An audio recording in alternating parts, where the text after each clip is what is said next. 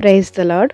ప్రభువైన యేసుక్రీస్తు నామములో మీ అందరికీ వందనములు తెలియజేస్తూ, ప్రతి ఉదయం దేవునితో అనే ఈ ఆధ్యాత్మిక కార్యక్రమానికి మిమ్మల్ని అందరినీ కూడా ఆహ్వానిస్తున్నాను.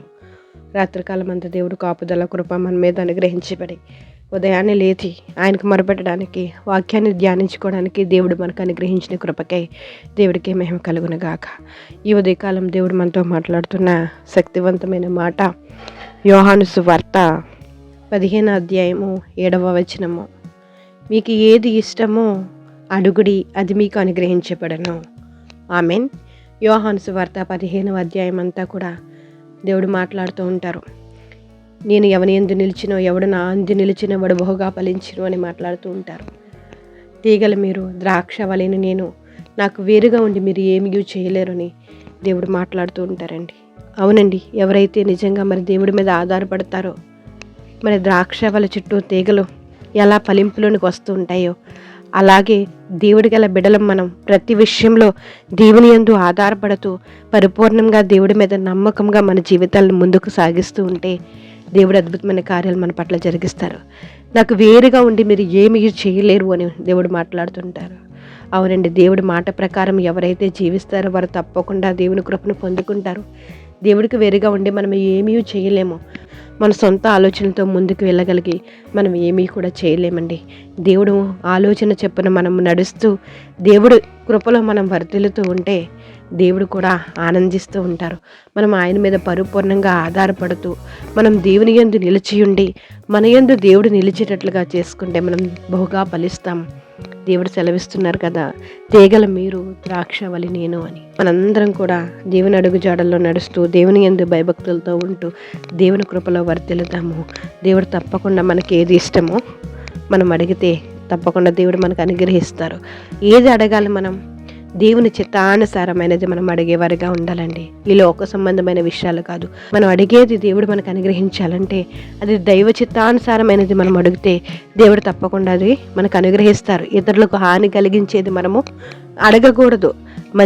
మంచి విషయమే ఆసక్తి కలిగి మనకు కావలసినవన్నీ అడిగితే దేవుడు తప్పకుండా మన ఆలోచనలు యావత్తును సఫలపరుస్తారు. మనకి ఏది ఇష్టమో అది అయినా అనుగ్రహిస్తారు. మనం అడిగే దాంట్లో కూడా న్యాయం ఉండాలి, ఇతరులకు ఇబ్బంది కలగకుండా ఉండేది ఉండాలి, అది దేవుని చిత్తానుసారమైనది ఉండాలి, లోక సంబంధమైనది కాదు.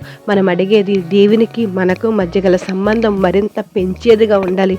భక్తిలో మనం ఇంకా పెరిగేవారిగా ఉండాలి. దేవుడి జ్ఞానం పొందుకునే మనం అడిగితే దేవుడు తప్పకుండా మనకు అది అనుగ్రహిస్తారు.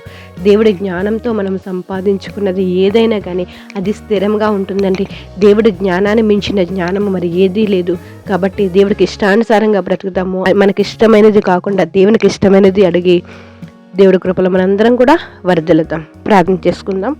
దేవా, మీకు వందనాలు స్తోత్రాలు చెల్లించుకుంటున్నాం. ఇదైన బట్టి మీ కృపను బట్టి ఈ ఉదయకాలం మీరు మాట్లాడారయ్యా. మీకు ఏది ఇష్టమో అడిగడి, అది నేను మీకు అనుగ్రహిస్తానని మీరు మాట్లాడారు ప్రభా. తండ్రి, మీకు స్తోత్రం.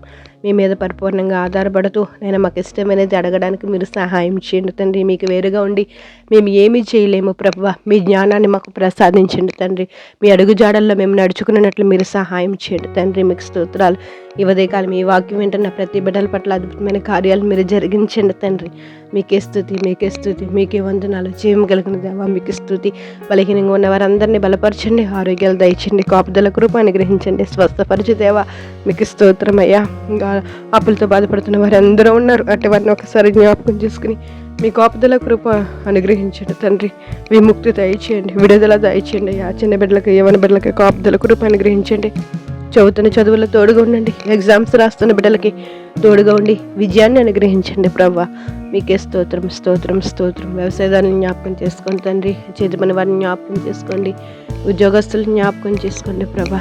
ఏ రంగంలో ఎవరునైనా ఉన్నా వారందరి పట్ల అద్భుతమైన కార్యాలు మీరు జరిగించి విజయాలు సాధించినట్లు మీరే కృప అనుగ్రహించండి అయ్యా.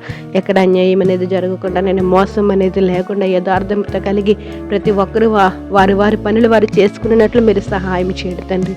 మీకే స్తోత్రాలు, స్తోత్రంలో కట్టబడుతున్న ప్రతి మందిరానికినైనా మీరే సహాయం చేయండి తండ్రి. మీరు పట్టించుకోండి ప్రభా. పరిచయం చేస్తున్న వారందరినీ జ్ఞాపకం చేసుకోండి. సేవకులకి కాపుదల కృప అనుగ్రహించండి. ఈరోజు ప్రయాణాలు చేస్తున్న ప్రతి ప్రయాణాన్ని మీరే జ్ఞాపకం చేసుకోండి. ఈరోజు పుట్టినరోజులు, పెళ్లి రోజులు జరిపించుకుంటున్న బిడ్డల పట్ల అద్భుతమైన కార్యాలు మీరు జరిగిస్తారని నేను దేవా మీకు స్తోత్రాలు. ప్రతి ఒక్కరు మీ యందు భయభక్తులతో జీవించినట్లు మీరే సహాయం చేస్తారని, మా అందరి పట్ల మీరు జరిగిస్తున్న సమస్త కార్యములకే మీకు కృతజ్ఞతాస్తుతులు చెల్లించుకుంటూ, మీరు ఇస్తున్న ఆరోగ్యాన్ని బట్టి, మీరు ఇస్తున్న సమాధానాన్ని బట్టి, మీరు ఇస్తున్న మేలుని బట్టి మీకే స్తోత్రము చెల్లించుకుంటూ సమస్త ఘనత మహిమ ప్రభావాలు మీరు పొందుకుంటారని ప్రభువైన యేసు నామములో అడిగి వేడుకుంటున్నాం మా పరమ తండ్రి. ఆమెన్. Praise the lord. అందరికీ వందనములు. దేవుడు మిమ్మల్ని దీవించి ఆశీర్వదించును గాక. God bless you all.